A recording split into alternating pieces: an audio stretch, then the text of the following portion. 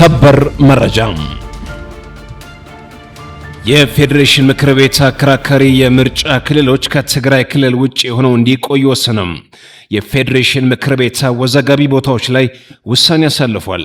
የኢትዮጵያ ፌዴሬሽን ምክር ቤት በአማራና በትግራይ ክልሎች መካከል አከራካሪ በሆኑ 5 የምርጫ ክልሎች ላይ ውሳኔ ማሳለፉን የኢትዮጵያ ብሔራዊ ምርጫ ቦርድ አስታውቋል።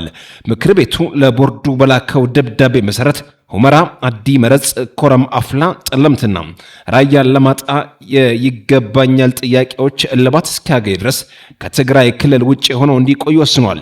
በእነዚህ አካባቢዎች የሚኖሩ ዜጎች ለሕዝብ ተወካዮች ምክር ቤት ወይም ለፌዴራል ብቻ በቀጥታ ድምጽ እንዲሰጡ ይደረጋል ብሏል። በአካባቢያቸው ያለው ይገባኛል ውዝግብ በሕገ መንግስታዊ ስርዓት እልባት እስኪያገኝ ድረስ የክልል ምክር ቤት ምርጫ ለጊዜው ተራዝሞ ወደፊት እንዲካሄድ መወሰኑን ተገልጿል።